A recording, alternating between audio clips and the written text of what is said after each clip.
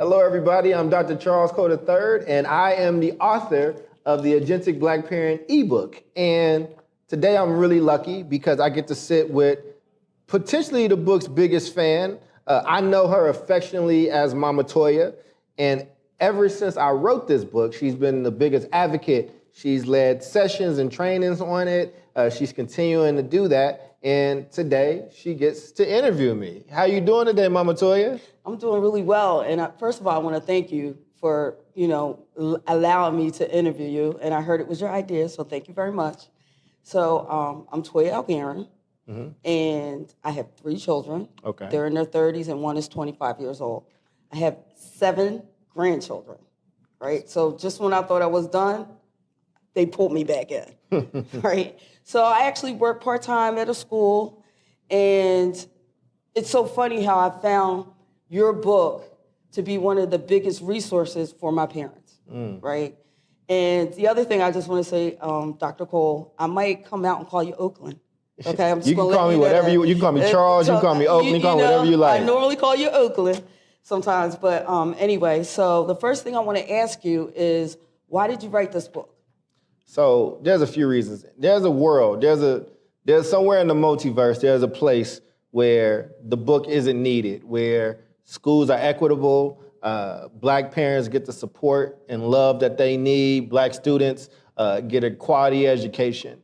But that's not the reality. And I grew up going to a bunch of different schools. My parents struggled with drugs and all that stuff and in and out of jail until they weren't. And they struggled to navigate the education system for me, and it was very difficult. And there's a lot of unlearning and things that I gotta kind of fix and do on the back end, and things that have impacted me deeply. And I didn't want other parents to have to deal with that or other kids to have to deal with that. And I also wanted to write the book that I needed and that they needed at the time that also gives them permission to forgive themselves for wherever they are. Because it doesn't matter if they were on drugs or went to jail or they got a PhD or a 3rd grade education, they still deserve to be able to partake in the promise of public education and what it's supposed to mean for their kids. And I want anybody that has that book to read that, and I want them to let that guilt go. Well, I want to thank you for writing a book, first of all, right? And the funniest thing is, I know for a fact parents don't know what they don't know. Because I told you what I have, right? And I've done it really right, and I've done it really, really wrong. And I just wish, again, that I had this book. And that's why this book is so important to me, because I want to give it to parents so, they have a guideline on what to do. But I don't want to go into it yet. Okay. I'm just going to ask some questions before I give it away. So why do you say parents deserve better?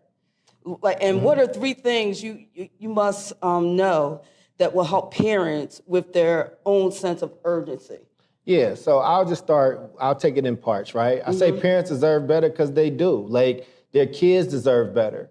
And a lot of time they hold on to guilt, they hold on to shame. So my mother at the time didn't graduate from high school. So every time she would have to go into the school and advocate for me, there was a layer of shame. Then there was somebody significantly younger than her critiquing her parenting. And she didn't feel worthy. But you have to get through that guilt so you can be a good advocate. As long as you're feeling sorry for yourself, your kid is not gonna get what they deserve. You gotta, Jay-Z has a song in his first album called Regrets. You gotta learn how to live with regrets. And I got a ton of them. Like, I have a ton of mistakes that trail behind me that I still make and I work on. But that's human, and I don't think that our mistakes should cost us more than they cost anybody else. So you have to know you deserve better to go out and demand better. And you got to forgive yourself first so you can advocate for your kids or your grandbabies in your case. If every time you dealing with that hurt and that pain, it becomes about you and not the thing that kids needs. So in that first part of that book, that's why we spend so much time with you getting through that. Hey, you made some mistakes, so what? You didn't go to the PTA meetings in the 2nd grade, so what? You here now, you doing what you need to now, and you deserve better. Not because I said you deserve better, God said you deserve better. The public education system said you deserve better. Taxes said you deserve better. Truancy laws, like all these things that are there, you got to know that. And there's a group of people that don't feel as guilty and probably have done more horrendous things, but they go out and they advocate and get what their kids need. So I don't care if you got a PhD. I don't care if you got a second grade education. If your kid is in that system, there are things there that they deserve. And I want to help parents get over that so they can go to advocate. You know, that's funny because when you say your mom never graduated from school, my mother never graduated from school either. My mother's an ancestor now. She just passed away. And my condolences. Thank you. And I just find that advocacy work looks the same and different at the same time. You know what I mean? And I know that in your book you talk about establishing a strong advocacy base for families, and I'm gonna say families because I'm out there advocating for my granddaughter. You know, when my daughter's working, so I'm gonna say families. So how do parents establish a strong advocacy base? Yeah, first off, let me just say the greatest woman I've ever met in my life was my grandmother Ozetta, who died when I was 10 years old. She carried that slack for a long time for my parents until she became an ancestor, until she passed away. So, you know, I got a special place in my heart for grandmothers, and they just got a lot of wisdom. They've been through stuff. That's one. That base is important, though, because you don't have to do this alone. I want to reintroduce the concept of the village. I think that has become all but extinct as of late. So what I mean by that, here's an example. You are a very bubbly social person. I know this because I just rode the elevator with you and it took forever to get up here because you're waving at everybody, people you don't even know. So, but as you in that classroom, you got a kid in that classroom and you meet 3 other parents or 4 other parents, and then y'all set up a base with each other and say, you know what, I gotta travel this month or I gotta do this. You cover my kids this month, and I got your kids next month. They can't make it to the basketball game, well, I'll do the basketball game. You divide the labor up and you build, not only are you building support where you might miss something, but you know your kid is covered, but you are also instilling in that child how important they are because somebody else, even other than you, is gonna be there supporting them. You know, I remember one time in my neighborhood, I was cussing and doing something, and somebody brought me to my grandmama and told her what I was doing, and she said, well, did you beat his ass? Did you correct him, basically? And I'm not advocating, I'm not here to sugarcoat things, right? My grandmother was the sweetest person ever, but what she was communicating is when I'm not there and you're there, you are there, I need you to act as that parent because I know you got this boy's best interest and he know not to do that here.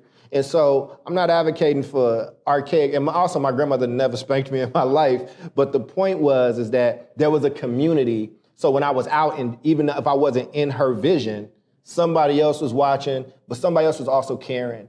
And that was the last time I lived in a community like that. And the irony is that's the poorest community I ever lived in. It was in Paducah, Kentucky, in this place called Lincoln Court, and everybody there was on welfare. You had, everybody there was on public assistance. But that's one of the places that I felt the most love in my life ever. So that's what I mean by having that base. You don't have to do it alone. You are the quarterback of your kid's team. You are the coach. That don't mean you got to know everything, but you are the expert on that child, and you have to be the person that's putting people in position to make sure that kid has the best chance to be successful.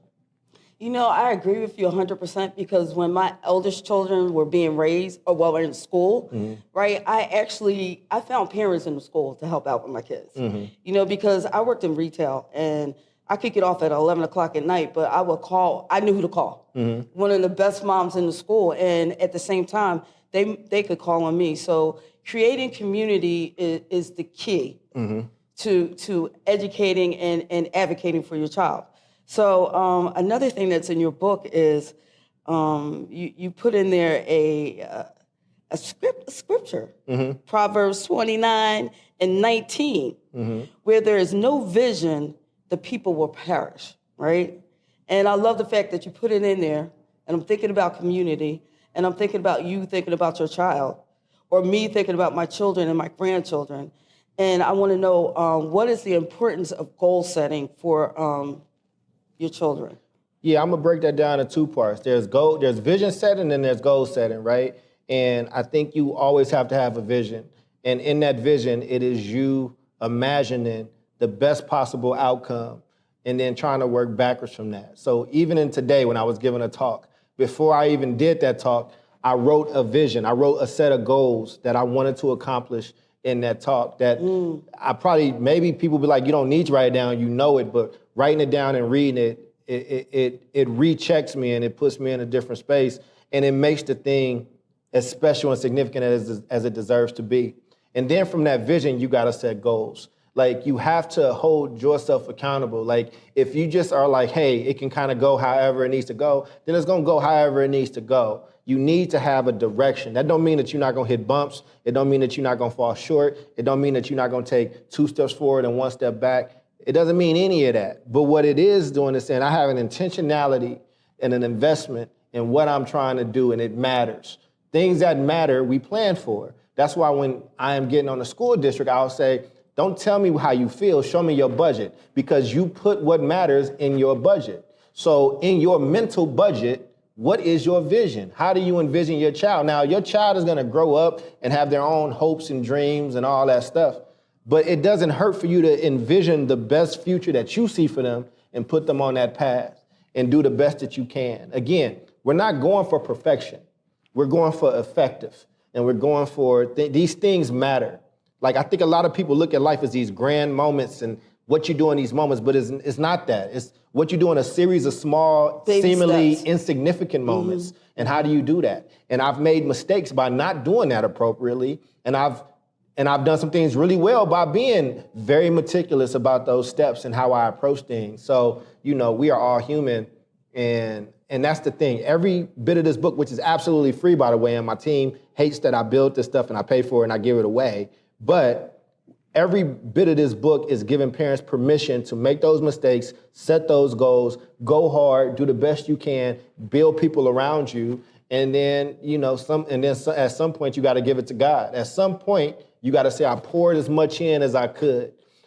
But you have to have some type of goal, some type of crux, especially in a system that has been failing Black kids for so long and so bad and so terribly. And that's just what I believe. I hope I answered your question. Yeah, you did. I mean, I'm just looking at this book. It's a resource, okay? And it's free, all right? But also in the book you talk, and without giving it all away. You can give it away. I guess you can. First of all, I got to fix this. Thank you. I appreciate that. Keep that in. Yeah. Continue. No, that's the scar. I mean, the thing. But anyway, so you also in that book, ask parents or families to describe their child. Yeah. And how to describe your child. Talk about that a little bit more. Yeah, so there's an exercise. My background, my first career was a social worker. And again, people have great intentions, and I think people want the best. And sometimes you got to bring stuff to life for them. So we have an exercise where it's like, tell me the best things about your kid. Tell me what makes them smile, what motivates them, how they react when they're upset, in what conditions do they thrive the best in. And what I've learned and what we've seen, even with some of the most attentive parents with a whole bunch of money and resources, and the most loving parents that may not, is that they all have struggled with answering that. Because it's like, I thought I was paying attention in these ways, but I guess there's some things that I need to do. And it leads them to have conversations with that kid. I've done it with parents and kids that were 5 and kids that were 25. And it's like, I didn't know that thing about you. And it brings a different level of intimacy, and it brings a different layer of advocacy there now. So now when you're talking to that teacher about how special your kid is, you can also give additional information. Well, when my kid is in this environment, they do better. When my kid does this, they respond poorly, or whatever the case is. But the more knowledge and information you could have, it not only brings you closer to your kid, but it also helps you teach other people how to treat your kid and what they should expect. And it also is setting up something for your kids subconsciously when you have that type of agentic conversation with them. It's saying that I respect you, like I want to hear from you. And they might even not want to do it because it's weird, it's intimate, it's a wild thing. But even if they don't have the language to articulate their appreciation for it in the moment, they tend to come back to that at some point later on. Like, I remember when my mom or my dad or my grandmama sat me down and asked me these things. And some of the stuff I didn't know. And I had to figure that out.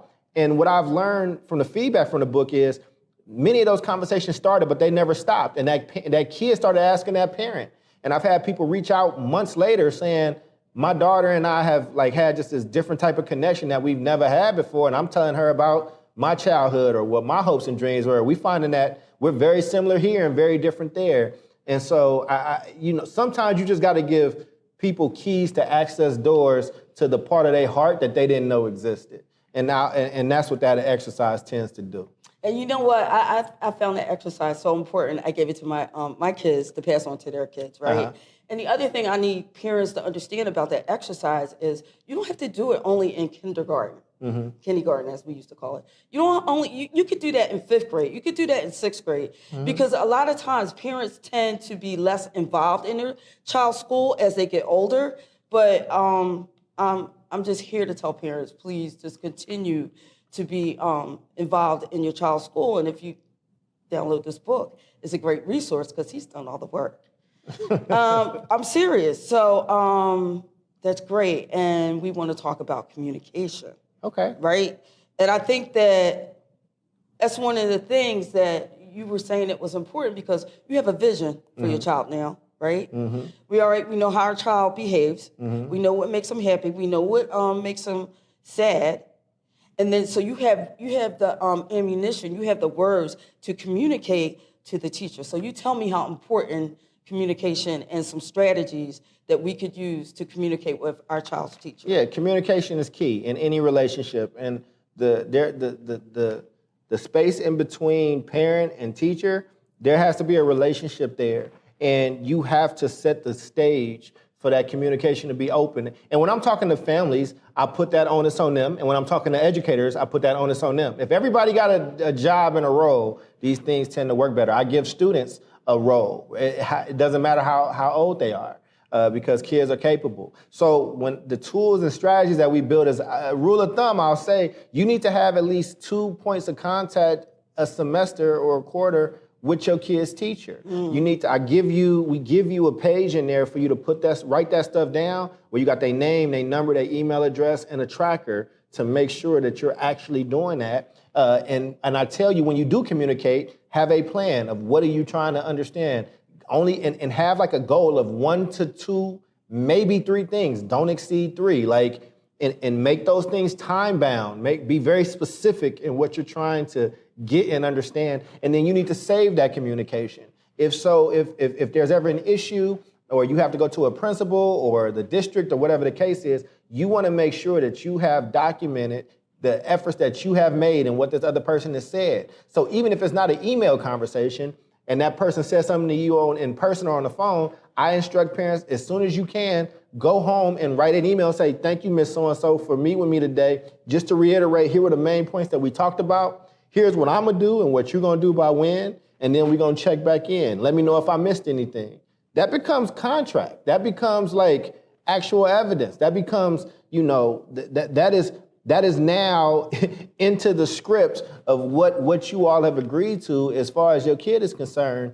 And people need that. And a lot of parents will go to the school, they will be upset, they will be angry for good reason, but they don't have that evidence. There's just only emotion there, and there's not a lot that you can do with that. And so I try to give people, I call it awareness, navigation, and duty. I want them aware of the situation. I want them to be able to navigate it. And I want them to instill a sense of duty in the person that they're working with, in their child, in their community, about now I got this information and here's what I expect. And now you got it. So once you know better, you do better. So the funniest thing is, right, parents don't know what they don't know, right? And I know and it goes to a story that you always tell about how when you were doing your research and you were visiting different communities, and what community said one thing and the other community was like, no, we hire the principal this is our school, right? So I know you talk a lot about knowing your rights, right? Can you talk a little bit more about that? Yeah, like you have to know your rights to be able to enforce them. You can't just assume that somebody is going to adhere to those things. And I want an informed parent base. I want an informed grandmama base. I want an informed community base. And so, the story that you're referring to is when I worked in a district and we went into an affluent community and we talked about their school and their principal and our superintendent talking about how he liked that person. And one of the moms kindly raised her hand and said, we appreciate you coming here, but I want to just be clear. Like, you don't pick our principal, we pick our principal. And if that person ain't doing what we need them to do, they're gonna be gone, regardless of what you say or do. And I had a really good superintendent that actually appreciated that, because it's a community school. It belongs to that community on some level, right? And so that is, you have to establish that. You have to let parents know that, look, when you don't know your rights, you are inviting them to be trampled on. So, I think that I come from a very hard place. I come from a place where, there are people that hustle, there's people that will get over. Like, I'm from a generation where when your bike got stolen, it's your fault that it got stolen. Like, I'm not talking about right or wrong right now, I'm talking about real. And so people will argue with you about what it should be and how it should be. I know how it should be. I started out with that. In a perfect world, I ain't got to write this book at all, because you don't need it. Right. But in the world that we operate and we navigate in, whether you in Philly, Oakland, Detroit, or wherever, you better know how to navigate this thing, or you will be taken advantage of. Or we will continue to exacerbate a situation where less than 30% of black kids are reading on grade level across this country. And then when a school makes 3-point gains, they popping champagne. Right. And so they don't do that in other communities with affluence, right? And so I just want to make sure that I give you the armor and I give you a sword. I'm not promising you the victory in the battle, but I'm promising you that you'll be more equipped to give a valiant effort. And I feel like that's all our people need at sometimes, right? Just give me a chance. If the window is cracked and the door is closed, I'm going through the window. And most of the parents that I work with understand that concept. And if somebody does not understand that concept, it wasn't written for you. Well, I'll tell you what, if something happens to my grandson or granddaughters, I'm gonna have to give you a call. Okay? No, but you know what? To be honest with you, this book gives me the knowledge. You know what I mean? This book gives me the resources. This book is so amazing. And all right, so I wrote stuff down, but right now I just want to ask another question. With these parents right now, it's so much going on out there. They're trying to pay the bills. They're trying to feed the kids. They're paying for gas, although gas is not so bad right now, but groceries are. I want to get my parents to a point to even want to do more work. How do you do that? Well, look, I'll be very honest with you, and it's not always a nice answer. I put the tool there, the water is there, you gotta drink it. And I think that the world is gonna keep turning, and what I would tell parents is, look, you can have a teacher that's the most loving that you think is incredible, and next year they're gonna get another set of 26 kids, and they're gonna keep doing their thing. You have a moment in time with your kid, with your grandkid, with the kids that you advocating for.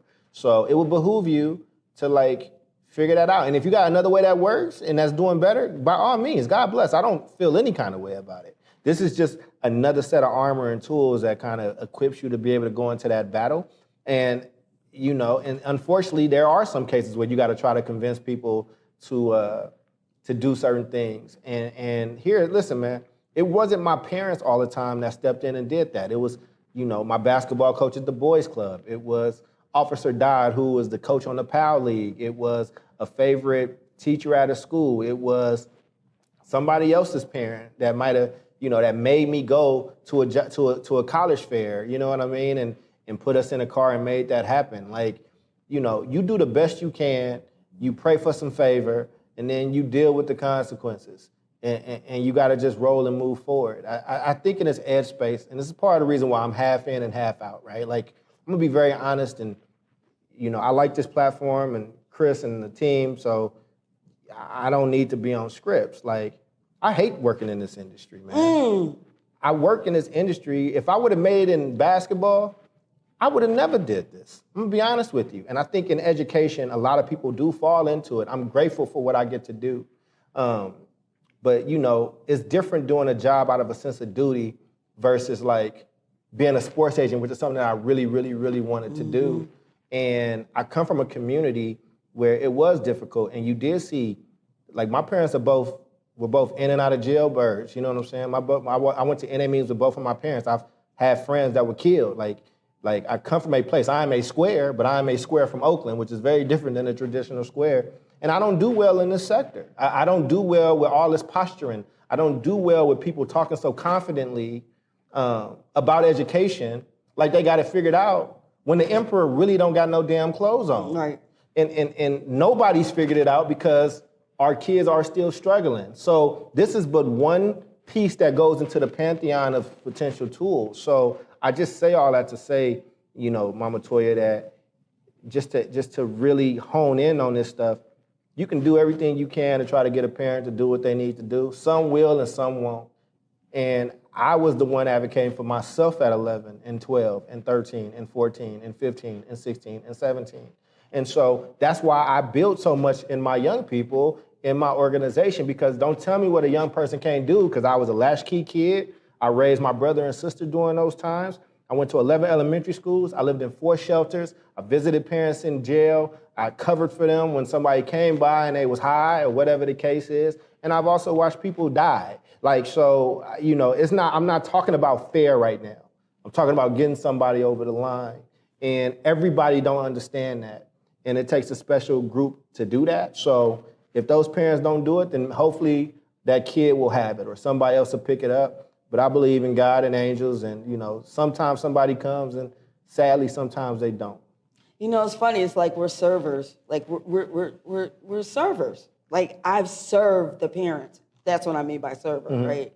And it's tough to stay in this business. You know what I mean? It's tough. It's tough. And I'm calling it a business because that's how it's run. That's how education is run, like a business. You understand? And I just want to know, like, how do you, like, just keep motivated? How do you stay motivated? Oh, I don't. I don't. Like, I have a few friends. I have people that I work with that I like working with. And, you know, I came into this industry very bright-eyed, bushy-tailed, and I wanted to be friends with everybody, especially when I started seeing these black spaces and stuff like that. And then I started to meet people and get to know people. I made my own mistakes in that or whatever, and, you know, things that was done to me, things that I've done, whatever the case was. And now I'm just like, oh, I'm not here to be friends with any of you. Like, you know what I mean? Like, I have friends are for friends, and this is work, and this is business, and that's what it is. I have to treat it as such. The same rules that apply to hustlers applies to people that's doing this type of work. And I've learned, you know, there are people that are black in these spaces, and there are people that are wearing black in these spaces, and the people that need to understand that, understand it. And so I'm not built out for this.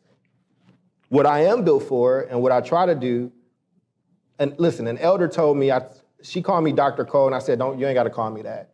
And she stopped me, she looked at me, and she checked me, and she said, respectfully, young man, that's not your degree, that's ours. That belongs to us. And what she was saying is that I'm a reflection of her and of them, and who could not do this stuff. I have a job to do. I need to focus on doing that job, and then I'll take care of myself on the back end. And if that means leaving the space, then leave it. If that means, you know, you do what you got to do, but you have a community around you that you are building, and that will be better because you existed and because I just wrote some words, you activating them. So I thank you. Like, it ain't about what I'm doing. Now it's about what you're doing. So this means nothing if nobody picks it up, but you did. And you continuing to do it. And you continue to carry that legacy on, and I'll write the next one and let you do more of it. So, you know, hopefully that made sense. It did make sense. I mean, I guess, you know, for me, right, it's been really tough because I've done it really right and really wrong, right? And you know, my kids went to Catholic school growing up, and I spent a lot of money doing that. And in 12th grade, my son got, like, kicked out of school, expelled from the Catholic school system in 12th grade. Okay, so, and then I have this other little child at the time, and he wasn't reading on grade level, and then I found a charter school, right? And he went to that charter school. And in just about a year, he was on grade level, and everything was great. And then, like, on the second day of 10th grade, he was hit by a car. Right? Suffered a traumatic brain injury. Was in a coma for 2 weeks, Cole. Oh, 2 weeks, 10 years. This 10 years ago, you know, this year. And through that, he learned differently, you know. And I actually took, when he was getting his IEP written, it was at the hospital, Children's Hospital, and everybody was there. Neurologist, speech, OT, PT, and this charter school. You know, and Children's Hospital here in Philadelphia, which is one of the biggest children's hospital across the U.S., you know, they were, like, amazed to see that this school came out and actually help us write the IEP because they never saw that before. So, I'm still on this charter schools board, which is great. If you are a Black person and your schooling stops in that place that was not built for you, that was not built to lift you up, that was not built to teach you who you were, it was built to establish and maintain a status quo of supremacy in this place and nationalism, and this is the thing, I'm not even saying it with emotion. Like, empires don't build schools to take down the empire, they build it to strengthen it. And so I just understand those rules, and I'm telling Black people, you need to tap into your invisible institutions. That is your churches. That and is I say, come on now. I got to preach. Come on, you preaching now, because I just got to say, come on. That is your community organizations. That is your family. That is somebody else's family. That is people that you like. That is people that you don't like. That is people that are around. Like, that is, you have to invest in that to build out a whole human being that has their humanity spared. So that's what I think, and it don't really matter what nobody else thinks to me on that. And I'm gonna ride with that, and it is what it is. I just want to say one more thing too, right? In closing, right? Because the funniest thing is, right, and I'm gonna speak for me and my target audience, or who I am. Okay, I'm a grandmom, and I'm starting a whole new life, right? A whole second career, right? My second career is going back into the classroom, right, and working part-time. So I want to say, like, to the grandmothers out here, right? You know who I'm talking about. To the grandmothers out here, right? You could go back into the school. These schools need grandmothers in there. These schools need grandmothers to build that community, to excite the parents, to do what the parents maybe can't do. Because if you retire, you could go in, you could help the children read, you could tell them their manners, because I don't know what happened to some of these parents, but I'm not going to go there, right? The thank you, and you're welcome and all that. I mean, schools are a great place for grandparents. Well, I'll say this, and I know they ready for us to close out, but if you got master teachers, if you got master tutors, if you got master doctors, then I think we should think of many grandparents as master parents. They've been through it, they've made those mistakes, they've learned. Who gives better hugs than the grandmama that doesn't raise the 30-year-old or 40-year-old? So take that wisdom, take it for the gold that it is, see it as the value, and you use it and you spend it like a rich person. And that would do wonders in your community and in your school. I want to thank Ed Post. I want to thank this whole team and for giving us this opportunity. But most of all, I want to thank you, Mama Toya, for your belief in me, your love for me. There's nothing in you that said that you had to love me and accept me and adopt me in the way that you have. And I'm truly, truly grateful for it and for you. And I truly love you. Thank you so much.